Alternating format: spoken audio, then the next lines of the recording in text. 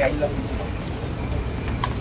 Ma'am, you have an opening experience? Oh, yeah. So, um, well, hindi ko alam kung ano yung mga ginagawa ng mga doctors, pero sinabi ko lang sa kanya na gusto ng nanay na tingnan siya ng mga doctors at yun, sinabihan ko yung mga doctors na gawin nila lahat kung ano yung kailangan nila gawin.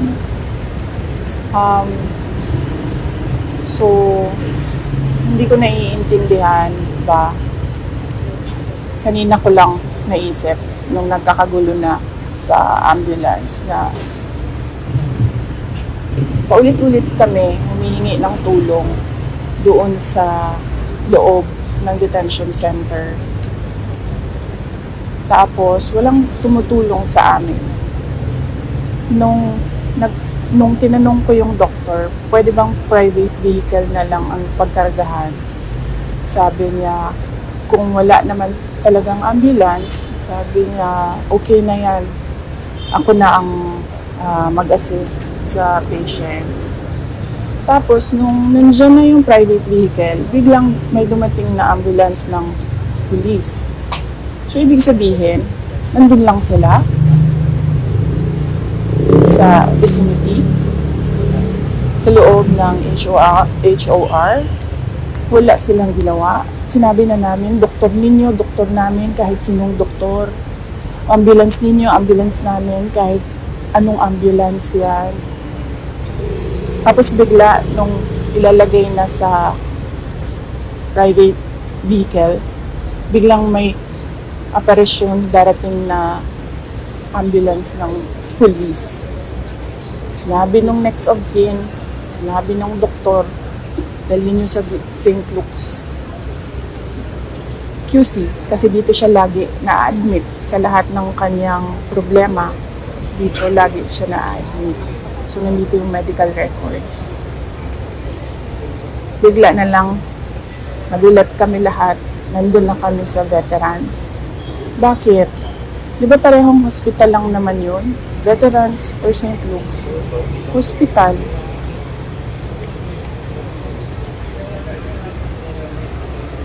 Tapos kanina, ayaw na naman nila tumulong. Naghahanap kami ng ambulance. Wala na namang ambulance. So sabi ko, magbayad na lang tayo ng ambulance. Kausapin natin ang St. Luke's. Kung anong pwedeng gawin.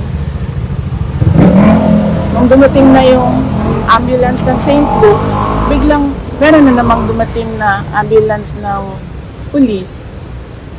Tapos, nung nakita ko, nilagay nila na naman doon sa ambulance nila yung pasyente.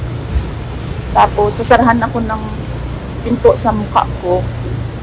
Hindi ko alam paano niya gagawin yon. Isasara mo yung pinto na may tao doon. Paano mo masasara yung pinto? Paano tatakbo itong ambulance na ito? Masyadong sinungaling at scheming yung mga pulis ba? Na ganyan yung ginagawa nila sa pasyente. Sila yung nagsasabi kung anong gagawin yun sa pasyente. Sabi ko, doktor, ang mag-decide kung anong gagawin sa pasyente. Kasi hindi naman makakatakbo yung pasyente. She's hysterical. She's in pain. She is nauseous. So, saan pupunta yon? Lilipad ba ng Singapore yon? Hindi naman. Itong nag-uutos sa mga pulis, parang kriminal yung kanilang binabantayan. Tingnan nyo. Para itong kikibuloy they were wasting 300 personnel para hanapin ang isang tao. They're wasting so much manpower dito para bantayan ang isang tao na na-contempt lang. Tapos, ano yun? Kanang atikon pa ba ang mga tao ba? Nagmamadali na lahat kasi ang iniisip natin yung well-being ng pasyente, nagmamadali na lahat. Tapos, meron pa ang mga pulis na panlilin lang ba? Sinabi na, sasakay sa ambulance ng St. Luke's, sinabi na, pupunta sa St. Luke's. It's truly exasperating. Kahit pulis, hindi mo na maasahan na tumulong. Tapos, gugulangin ka pa. Tama ba yung term na ginamit ko? Gulang. Lalansihin ka pa. Lalansingin ka. Lalansihin ka pa. Diba? Saan papuntang tao? Saan? Kung mismong congressman mo, papatayin ka, yung police, lalansingin ka, ito, tingnan nyo yung palibot. Anong klaseng police yan? SWAT? Tingnan nyo yung dami ng SWAT dyan. Ano yun? Gangster? Drug lord? Chief of Staff lang yun ng Office of the Vice President. Na, for the record, hindi nag-abscond, hindi fugitive. Nag-attend ng hearing, nagpa-detain to cooperate. So, wala naman tayong, it's not our call kung gaano kadaming police dyan. Diba? Pero, yung lalansingin ka ng police, hituhin ka ng police. Ano yung sabi ng doktor kanina? They are so dishonest. Yun yung term na ginamit ng doktor kanina. Yung mga police, they are so dishonest. She was so frustrated because she had her patient in mind. And yet, somehow, kung sino man yung nag-uutos nitong lahat, they don't care if you die. You're just one of those na awan ko na, hindi ko na alam. There's no... How is she? Kumusta si Attorney Lopez? You cannot talk to her. But I understand, meron siyang mga questions na sinagot ng... merong mga questions sa doctor na sinagot niya. Pero kami, she doesn't respond to us. So I don't know kung anong... May binanggit po bang initial diagnosis of doctors? Wala silang sinabi sa akin.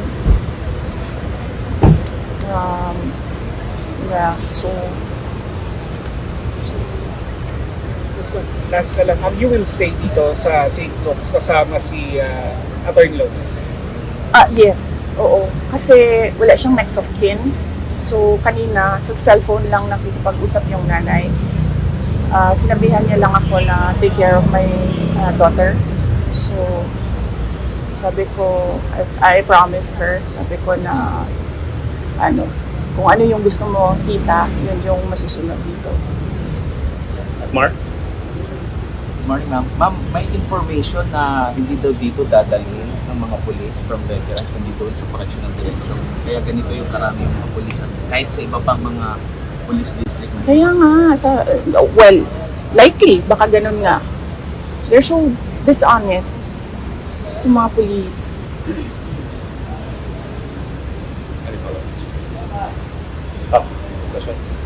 So if ever, ma'am, Alam mo yun, ngayon ko lang narinig yan, na kaya pala sinasakay nila doon sa ambulance.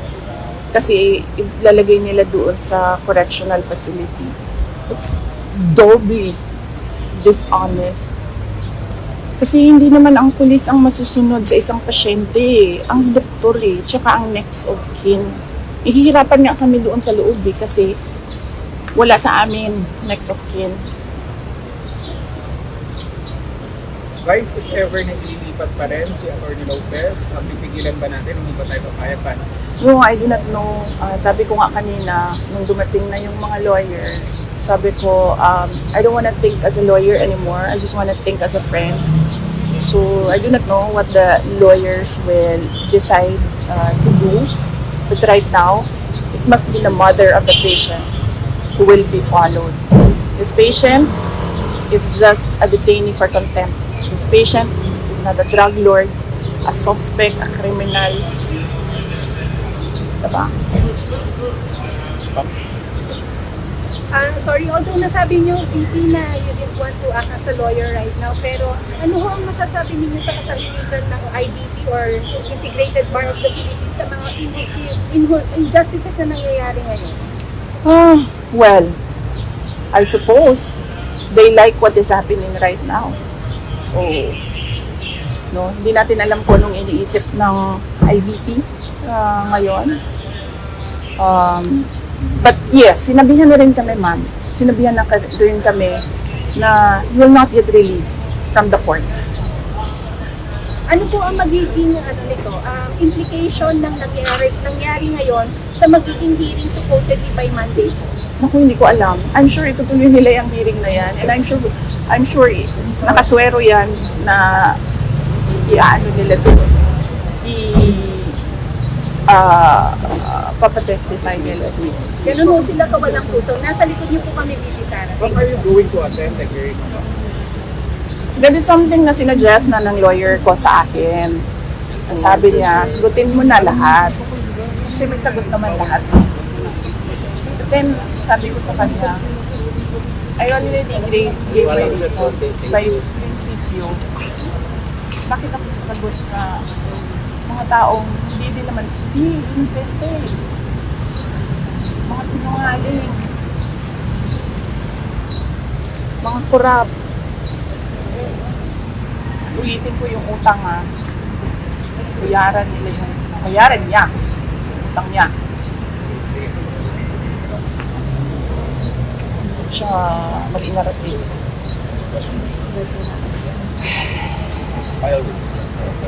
Wala, no final words, but thank you.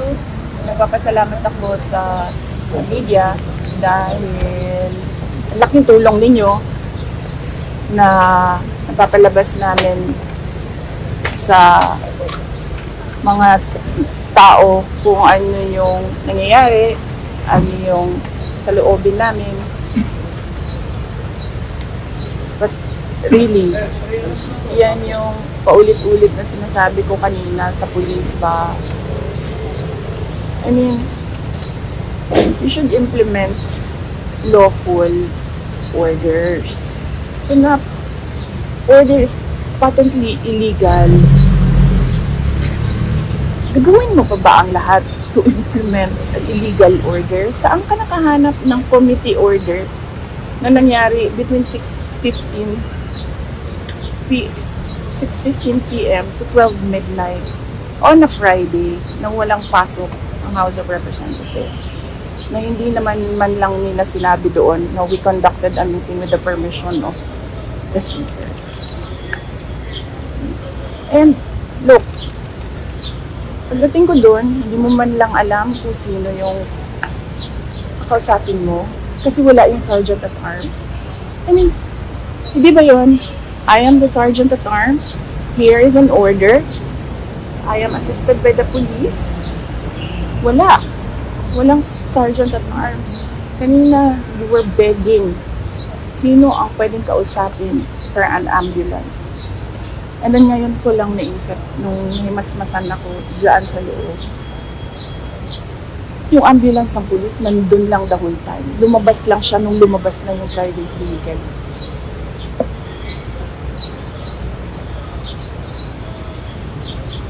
Anong klaseng health care protocol yan? There wasn't even an emergency protocol. Wala kaming makausap. Ang lahat ng tao umaakyat sa third floor. And hindi na sila bumabalik sa baba.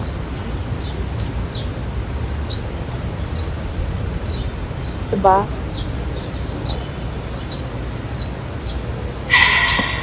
Di ho ba kayo natatakot para sa sarili ninyo bilang nandun po po kayo nag-hold ng office ngayon at nakaya nilang gawin kay Yusek Zulaika at maaaring gusto nilang gawin din sa inyo? Oo, yes, ma'am. Alam ko na. Ako naman kasi talaga yung target, diba, ma'am? Ako talaga yung target. Except that, dahil nga wala silang ebidensya, ang ginagawa nila, iniipit yung mga tao, thinking na meron dyan isa magsasalita. Ang problema, kasi wala talaga silang ginawa. Bakit nila kina-question yung management style ko na on a need-to-know basis yung mga tao? Kung ang chief of staff, pakiramdam ko, hindi niya kailangan malaman ang isang bagay, bakit ko isasabihin sa chief of staff? Kung ang ASEC, hindi niya kailangan malaman ang isang bagay, bakit ko naman sasabihin doon? Bakit nila kina-question yung management style ko? Ang sasabihin nila, nagsisinungaling yung tao. Hindi naman nila ako kilala. Hindi nga nila alam, hindi ako nag-i-aircon eh. Kaya walang problema. May aircon man o wala. Naniniwala po ba kayong hostage taking ang ginawa nila kay Yusek Lopez? Ma'am, naniniwala ako na it was attempted homicide because she feared for her life.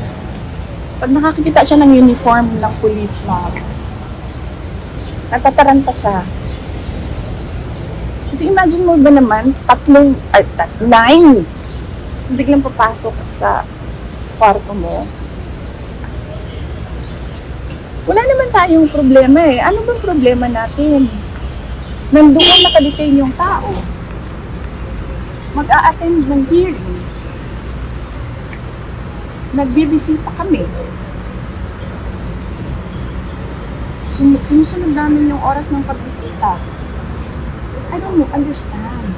Why do you have to antagonize a detainee who is fully cooperating sa lahat ng kailangan niyang gawin para matapos lang ang king-inang hearing na yan na money-making scheme ng mga congressman. Yes, ma'am. But there are four other AVP personnel that are being summoned by the Committee on Video Verification. How are they working now? Ganun pa na nakikita nila si Attorney Zulaika na pinatrato ng ganito? Hindi malayo na maging dumating ang trato sa kapatid. Oo, ma'am. So, Sigurado na tayo. Ganyan talaga ang trato.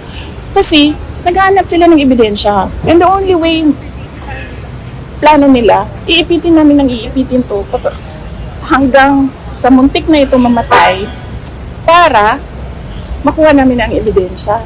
Anong katangahan yan? Kung may ebidensya ka sa simula pa lang, diba? Last year pa kayo nag-a-announce, Franz Castro, paulit-ulit, impeachment.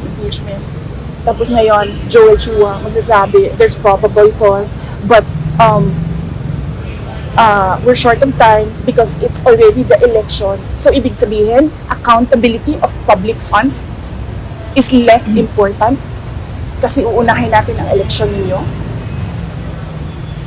Oh, so ibig sabihin, ano? Wala ebidensya.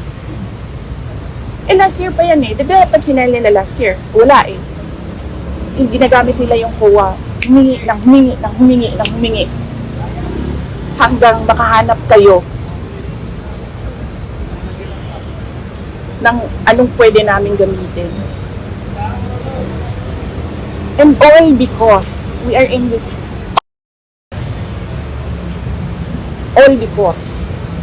gusto ni Martin Romualdez mag-president.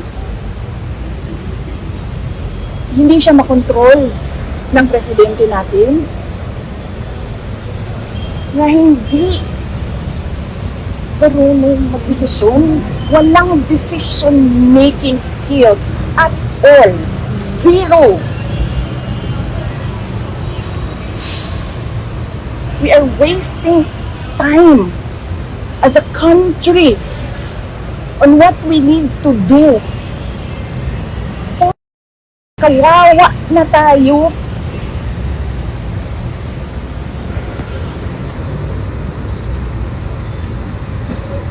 Pero nandito tayo. God, nandito tayong lahat. fishing for evidence so that we can demolish a family that is a threat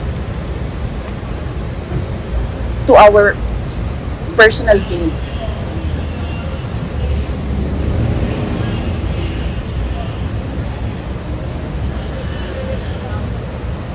We are wasting time. This country should be working on being competitive, jumping to middle income, aspiring to be a first world economy. What are we doing? Doing nothing at all. Magkano ang dollar? Nasaan ang remittance ng mga OFW na inaasahan lagi ng gobyerno na hindi naman dapat?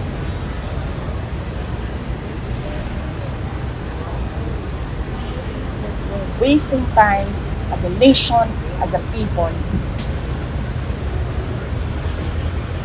We made a mistake with that Marcos, and we are wasting time. Yes, ano tanong mo? Naniniwala po ba kayong tatayuan ng COA ang kanilang mandato or eventually, sorry for the term, ilalaglag din nila kayo eventually? I don't know. Diba? Ay, review nyo yung review nyo yung hearing. Yung hearing kanina. Ay, nung last hearing. Nung tinanong si COA. Oh, COA! Ano pa apelido nun? I don't remember. Diba? Gusto mo rin magtrabaho? Diba? Gusto mo rin magtrabaho? Yes! I need to work on the notice of suspension. I have a video of Cordova talking shit about me and Yusek Lopez. So COA and House of Representatives are working together. Yes. Actually, sila lang ang working together and lahat ng taong bayan are just parang playthings to the rich. They don't care. They don't care about you. Wala. Mayan, alas na lang what will happen to Atty. Lopez po. Ano mangyari? Babalik po siya sa HOR or sinagabi yung paano yung detention? Well, I really do not know right now what will happen to her. We just trust that the doctors know what they are doing, and then we entrust to them her healthcare plan. So, kung ano yung gusto ng doctor, kung ano yung gusto ng nanay, yun yung susundin namin. How's her health status? As I said kanina, hindi mo siya makausap eh. But she answered some questions on the doctor. Pero hindi lahat din. And then, pag kami yung kumakausap sa kanya, hindi siya nagsasalita. And really, I'm worried kasi kanina din, inano niya yung ballpen ba. Ginaganyan niya yung ballpen na sinabihan namin siya. Sinabi niya sa amin na ayoko na ito, make this stop. I will stop this. And ganyan na mga And she already said her piece kanina before she started vomiting. She said her piece. Parang she doesn't feel safe. And she is astounded by the lack of rules. She is astounded by the assault to democracy. Okay. Thank you. Thank you, everyone.